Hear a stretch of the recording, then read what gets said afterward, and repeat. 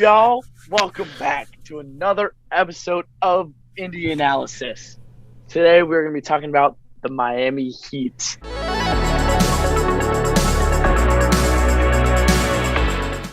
I'm your co-host, Jonathan Frid.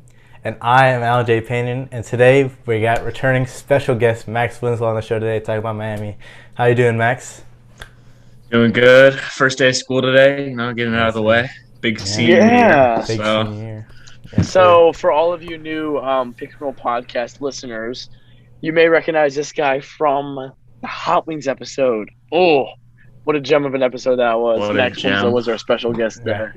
I still have all those hot sauces in my fridge. Some of them were good, bro. Some of them. No, I used one on my egg sandwich this morning before school. So, especially the bomb. That was my favorite. No. You didn't even try the bomb. You didn't even try that. Yeah, get out of here, bro. You stopped on like number 6.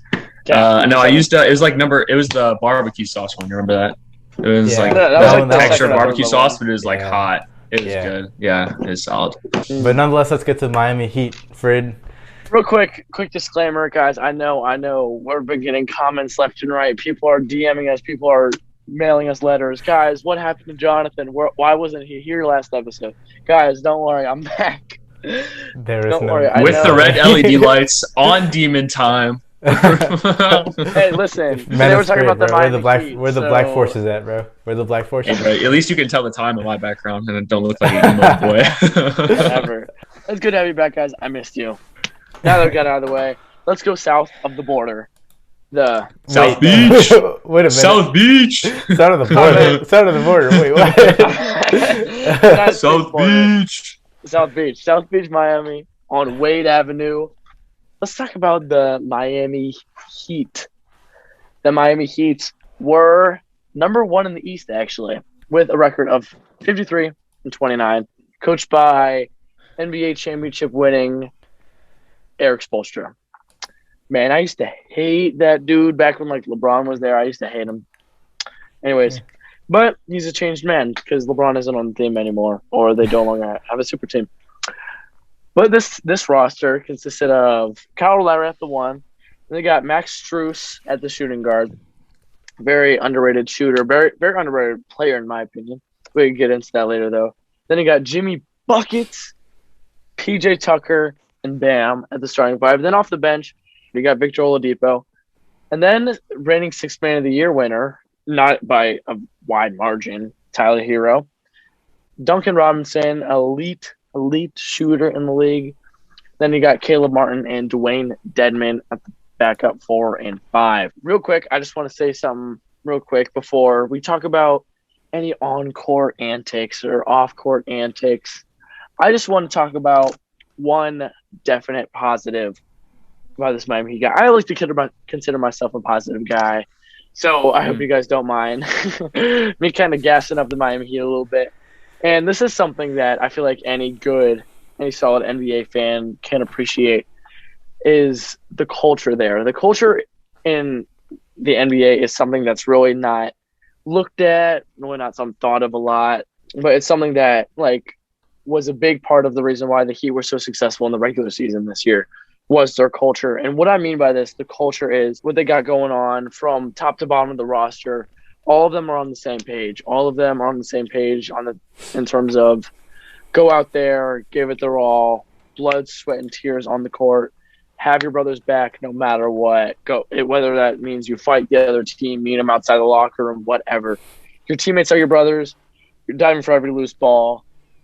This team was fun to watch in that sense, where they're so tight-knit, it's a brotherhood, and they're giving it their all on the court. Yeah, kind of going off of that, you see teams like the Golden State Warriors, who are the essence of basketball and management culture. They're a championship organization, and I think their culture with Draymond Green, Steph Curry, all those guys who kind of buy into both sides of the ball, to the entire aspect of being humble, but also playing your A game, every single time you can. I think that's just the essence of championship basketball, and other teams should aspire to be like that. I think Cleveland is definitely building the culture with Darius and Jared Allen, Evan Mobley. So I'm definitely excited for Miami, and their culture has definitely been a tribute to Jimmy Butler and Eric Spoelstra and Pat Riley. So good point there. Yeah, I forgot about those two. before I get into what I've got, the reason Jimmy Butler is such a good fit on the Heat is really because of what Pat Riley and Eric Spoelstra have developed over the past decade. I mean, you look at they've won 3 championships in the past decade or two. That's all attributed to what they've built there. So that's why Jimmy Butler is really such a good fit. So for on the court stuff, I'm going to go over some positives of the Heat. Obviously, they are an extremely good 3-point shooting team, number 1 in the league last year, 37.5%. Yeah, I mean, when you've got people like that built around Jimmy Butler and Bam Adebayo, both of those guys contributing to that, it makes things pretty easy in terms of kicking out of the pick and roll, drive and kick, even transition threes, which are becoming more and more reality in the NBA today. Makes it pretty easy to get buckets that way. They lacked a little bit offensively with only averaging 110 points per game. But where they really shine with their defensive rating, I mean, that's like we talked about earlier, they're great in determination.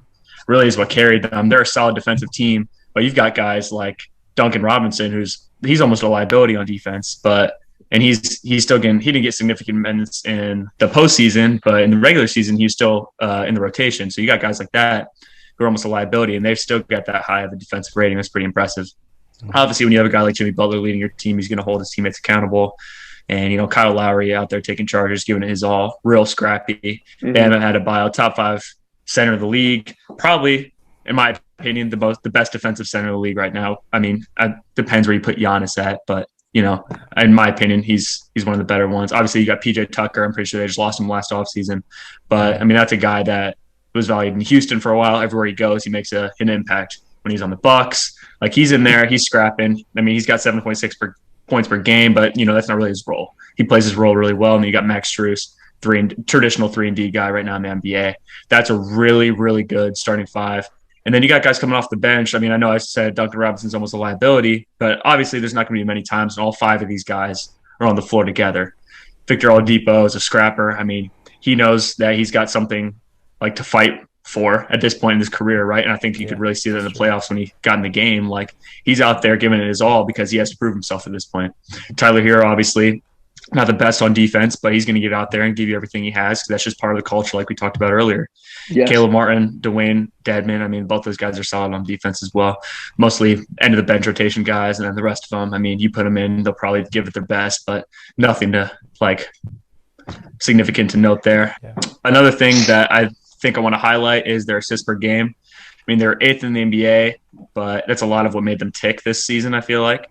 When you talk about their 3-point percentage, I mean, the drives and kicks off the pick and rolls, like I mentioned earlier, you've got a team where, I mean, I'm sure almost all of their 3-pointers were assisted off of, if not the majority of them a game.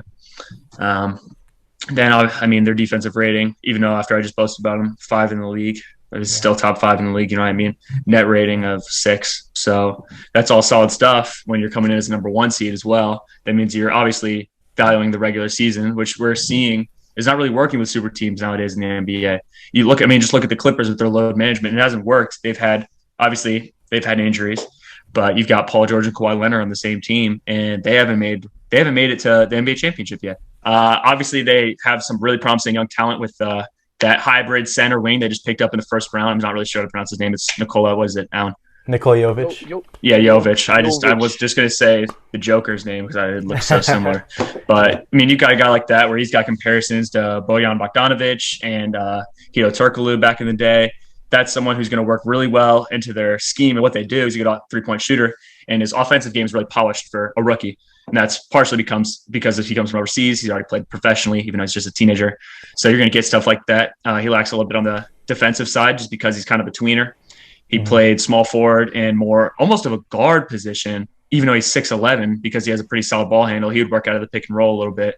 But now the Heat are going to try to transition him into a center because that's where they need depth. They've only got Bam right now, basically. And if you can get a guy like Bam on the court, as well as this 6'11" guy who's athletic for his size, can move pretty well on offense, and can put defenders in tough situations, and later in the playoffs and get really good mismatches, then I think they're going to be in for a lot of success. I know he popped off for 28 points this summer league after having struggling his first 2 games. So I think I see some promise in him. We'll see what he does on defense, though. That's the only thing I've got for that. Otherwise, I think it's a really solid pickup from them. Definitely some great positives, and a lot of that, like we said, could be attributed to Heat culture. But then I want to talk about kind of the negatives of their team. You look at this team, top to bottom, and I don't really want to put this harshly or in like some disrespectful way, but their team isn't like super talented, quote unquote. Their team is just like, obviously you got Jimmy Butler, who if you look at Jimmy Butler, he's not gonna break you down off the dribble. He's not gonna hit a bunch of threes like Steph Curry in your face. He's not gonna be crafty at the rim. He's just gonna either power through you, be very fundamental, hit tough mid-range shots, hit tough post fadeaways, but he's not like in essence a super skilled offensive player. Same with Bam Adebayo. Bam Adebayo works out of the post. He can hit the mid-range shot at times, but he's not like as skilled as a Karl Anthony Towns or Joel Embiid or Jokic. So, and then I would say the most talented player is Tyler Hero, who can score in a variety of ways, but even he has his lapses on defense, and you saw in the playoffs that he did suffer with injuries, but he wasn't consistent throughout the playoffs. And Duncan Robinson, more of just a spot-up shooter. Max Strus, he's, like Max said, 3-and-D, but none of these players are super skilled except maybe Tyler Hero. And I think that is that, and along with their dysfunctional half-court offense in that they never skipped the ball, they never had any off-ball movement. It was just pick and roll or some early offense movement, and then into an isolation. They didn't really have much off-ball movement in the half-court offense. So I think that was kind of their demise, because Boston was able to easily shut them down in clutch situations. And secondly, I just want to point out that they don't really have a number 2 option. I mean, even if you want to consider Jimmy Butler a 2 option, even though this year he averaged 30 in the playoffs, so he's probably number 1 option in many people's eyes, they don't really have a number 2. Bam, I think Miami wants him to be that number 2 option, but I don't think he's like that offensively gifted yet to be that reliable number 2 option. So I think in the offseason they should definitely go after a scoring first guard or another forward maybe that can definitely get some buckets. So something I forgot to touch on when I was doing my positives analysis of the Heat is, I mean, they're number 1 in the NBA for scoring off the bench. I mean, with a guy like Tyler Hero averaging 20 off the bench, I mean, 6th man of the year, that's to be expected. But you can also almost see that as a fault of theirs, considering they still only scored 110 points per game, 17th in the NBA. Something to look at for next season, though, is with the loss of PJ Tucker, where they're going to put Tyler Hero in the rotation. I mean, obviously, they're probably going to want to keep him at a 6th man position just because he excelled so well there this year. That'd be something interesting to look at, how if they're going to incorporate him into the starting lineup at times, or if they're going to keep him where he's at right now. One other glaring problem that this team has was the Heat don't really have that much depth at the center position, where they have Bam, who's arguably top 5 center in the league. Like you said, might be the best rim protector in the league, best defensive center in the league. He's definitely got a case for it. So he's definitely a fantastic player, but he can't play all 48 minutes. And then you got a player like Dwayne Dedmon, where no shade to him, but he's not backup center worthy for a championship team. He ain't no Bam. Ain't no Bam. So if this team really wants to excel, take that jump to the next level, and that's why this promising young 6'10" rookie is so exciting for this team. We'll see how he fits. And, he's 6'10", so maybe they'll use that height, even though with his skill set somewhere necessary where they need it. But maybe make some offseason moves, maybe sign a free agent, maybe make some deals, which we'll get into. But I just wanted to touch on that because that just came to my brain. And speaking of offseason moves, let's get to those real quick. Boom! Segue. Looking at their salary issues, Kyle Lowry is making almost $30 million a year, and he's a chump. He's making a buttload of money. Kyle Lowry, $29 million a year. He's definitely declining as a player in his athleticism, his effects on the game. As we saw in the playoffs, he's not shooting. He's not the same shooter, not the same playmaker. He's still a tenacious defender, but he's not the same on that end of the floor. So maybe looking to move him for a better piece who can definitely be a better option, who can be a more contributing player than Kyle Lowry.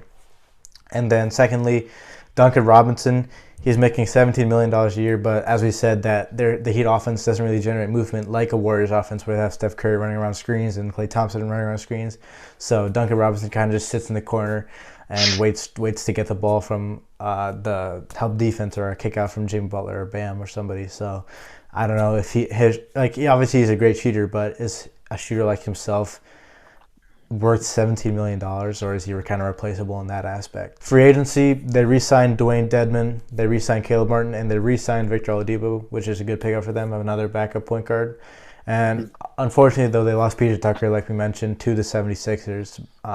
They lose kind of a defensive edge there, so they might have to regain that in some way, shape, or form. Let's just move on to trades, because with Miami, there's an abundant amount of trades that can be done. You've got a lot of guys to get rid of that hold too much of your salary. Come up with a lot of ideas. So. Yeah.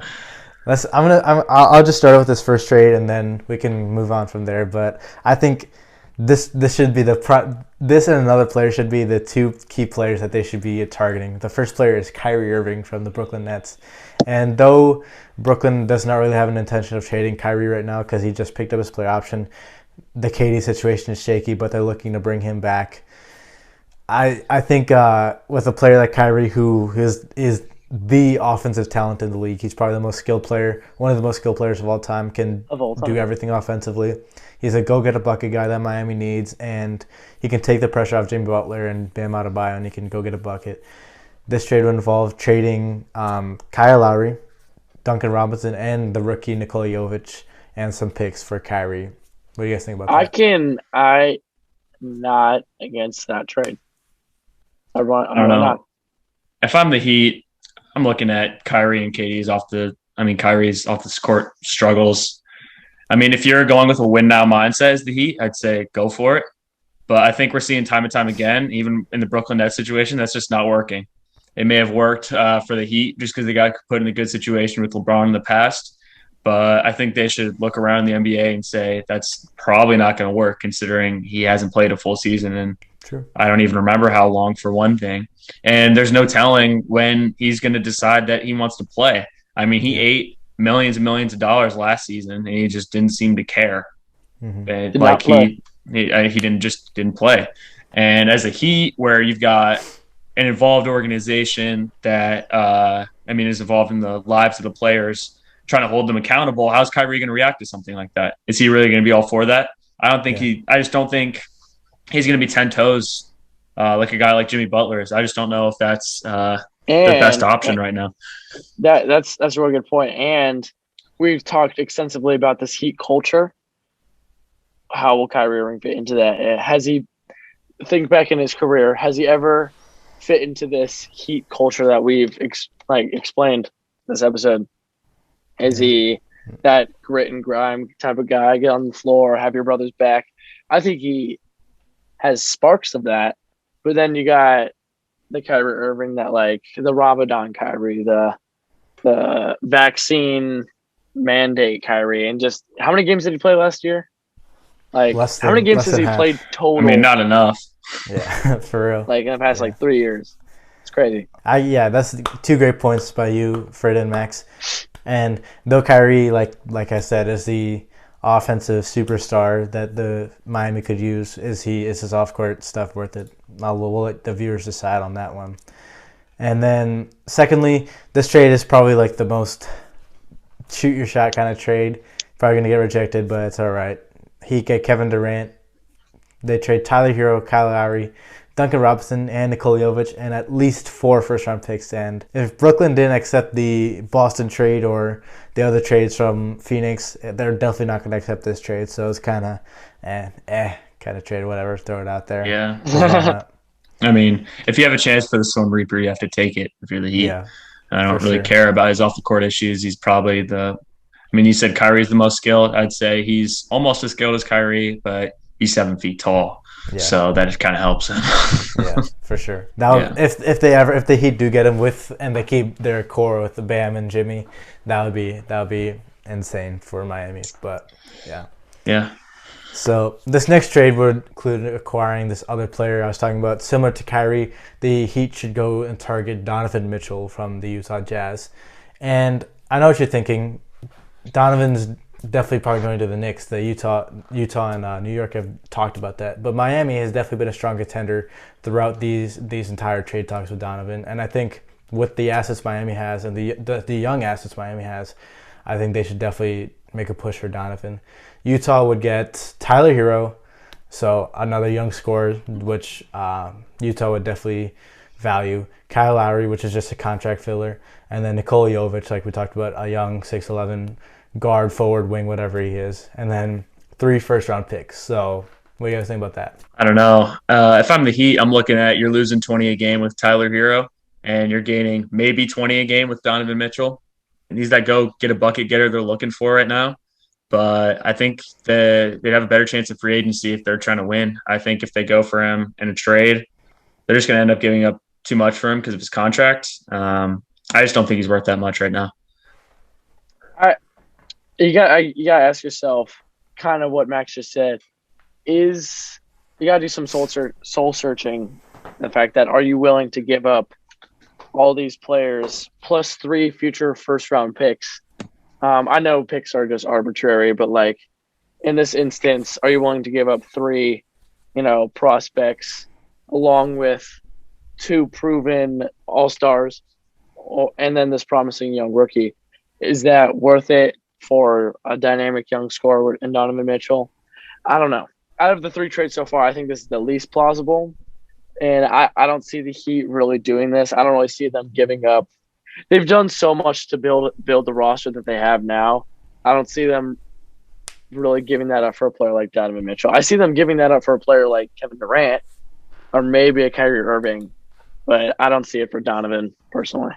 Me personally, though the Heat are giving up a steep price, I don't think you realize how good Donovan Mitchell is. And personally, I think I'm more of like if you're getting a proven player who's who will be a perennial all-star, who's averaging over 25 points a game consistently, and who's an offensive superstar, he can easily fit into Heat culture and buy into that culture of working, having your teammates back.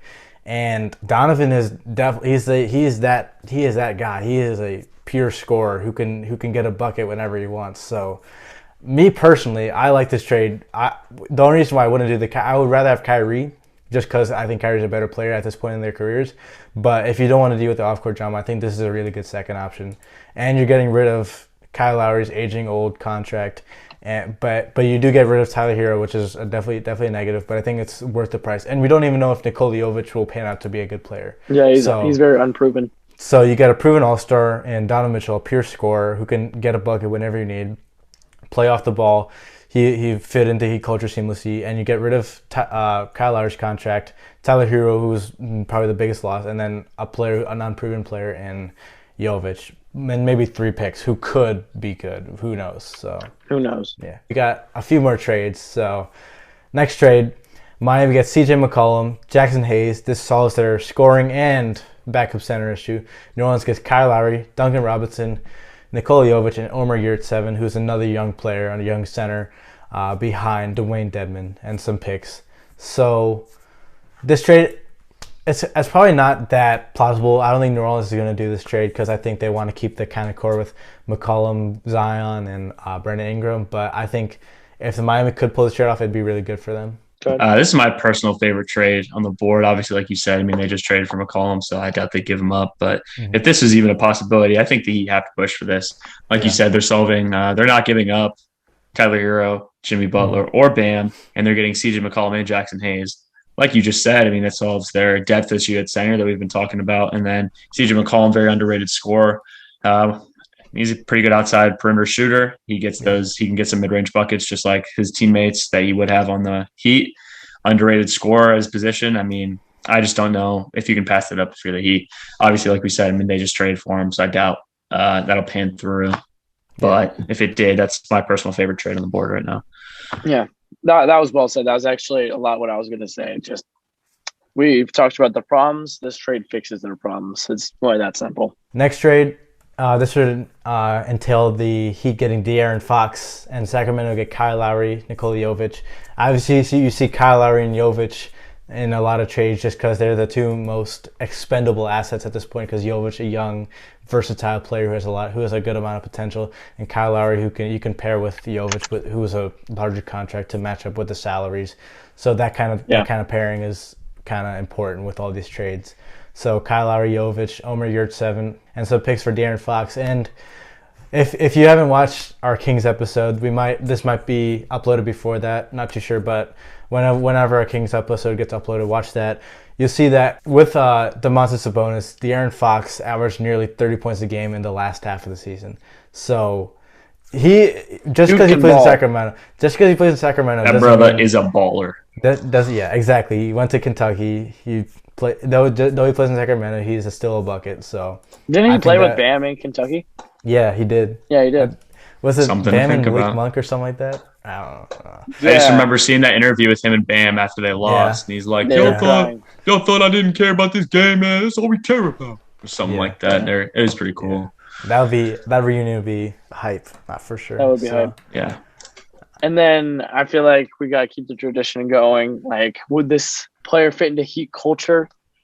I could see it happening. I could see it. I honestly think it could.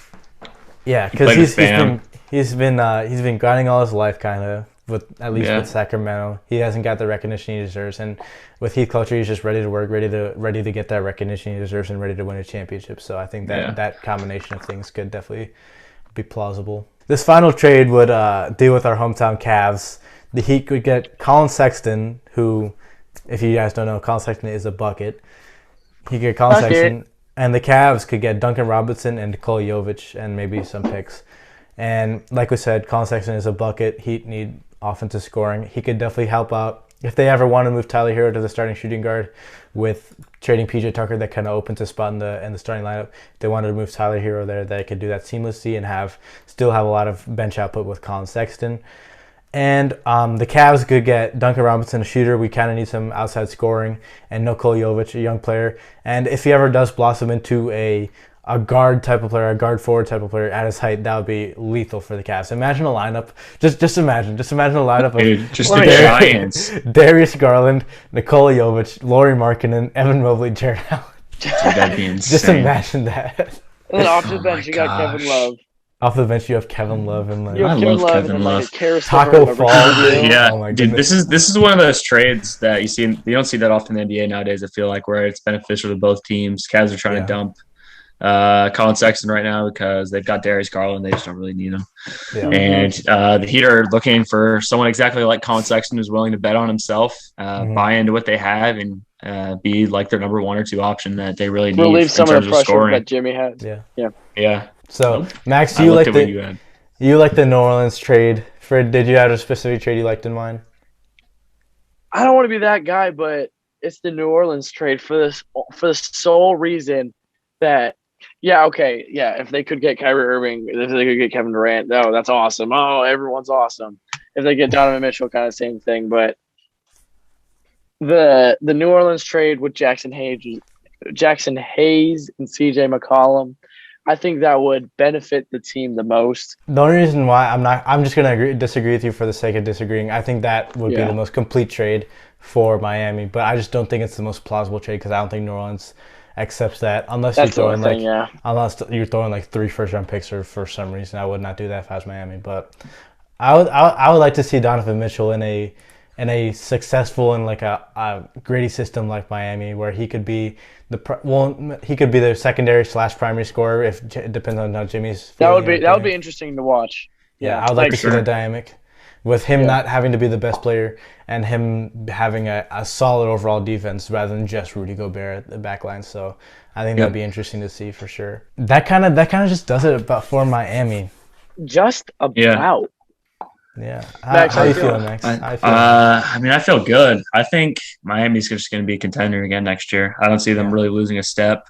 PJ Tucker is a big loss for them, but I think they'll make up for it.